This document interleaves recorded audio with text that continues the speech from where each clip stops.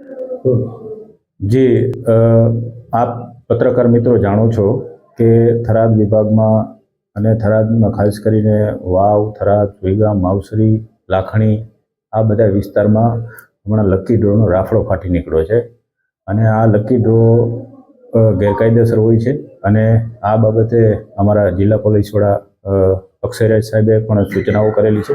તેઓના માર્ગદર્શન પ્રમાણે અમે કાર્યવાહી કરી રહ્યા છીએ અને આ લકી ડ્રો જે ચલાવે છે એ લકી ડ્રોના જે લોકો છે તેના વિરુદ્ધ ગઈકાલે અમે જાતેથી ફરિયાદી બની અને એના વિરુદ્ધ ગુનો રજીસ્ટર પણ કરવામાં આવેલા છે।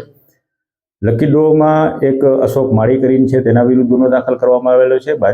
બાકીના એક જગદીશ સાધુ અને તેના સાગરીતો 5 જણા છે તેના વિરુદ્ધ પણ ગુનો દાખલ કરવામાં આવેલો છે।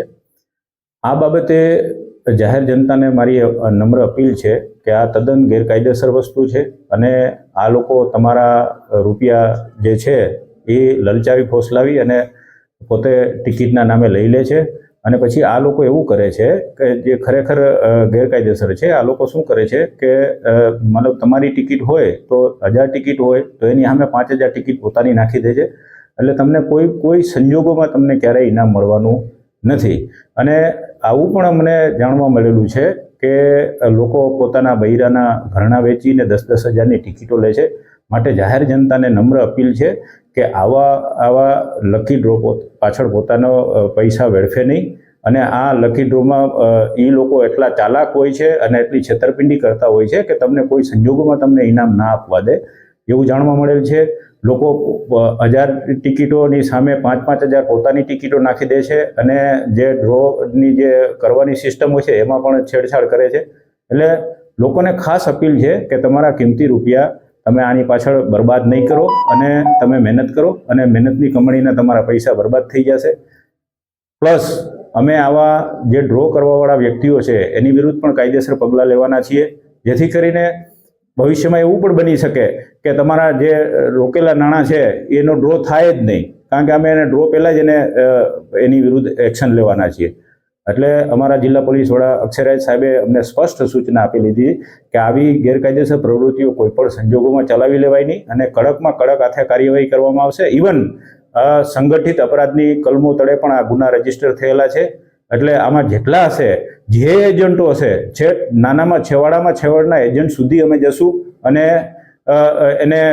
એની વિરુદ્ધ કડક પગલાં લેશું અને પાછા પણ અમે કરવાનું વિચારી રહ્યા છીએ કારણ કે આ તો ખૂબ થાય છે અને કરોડો રૂપિયાના લોકોના કરોડો રૂપિયા પોતે આવી રીતે અનાથ બાળકોના નામે અને ગૌચારાના નામે પોતે લઈ જાય છે।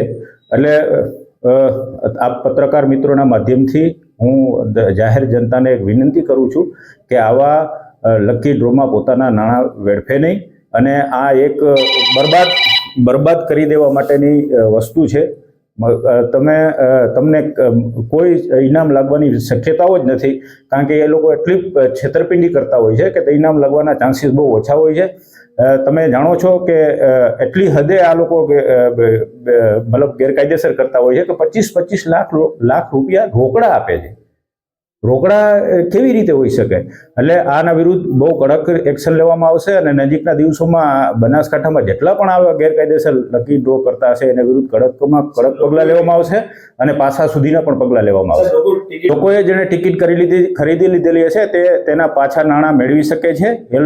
જે લોકો પાસેથી જેની પાસેથી ટિકિટ લીધી એની પાસેથી પાછા નાણાં મેળવી લો અને જો આ લોકો પાછા નાણાં ના આપે તો પણ તમે પોલીસ સ્ટેશનમાં આવીને એના વિરુદ્ધ ફરિયાદ કરી શકો છો। એટલે એ પણ વિનંતી છે કે તમે તમારા પાછા નાણાં લઈ લેજો જેથી કરીને તમારા રૂપિયા વેડફાય નહીં। કેટલા ડ્રો ઉપર કાર્યવાહી કરવામાં આવી છે અને બીજા અત્યારે હાલની પરિસ્થિતિ પ્રમાણે અત્યારે 2 ડ્રો વાળા ઉપર મેં ગુના દાખલ કરાવેલા જાતેથી અને બીજા એવા મારી પાસે હજી 4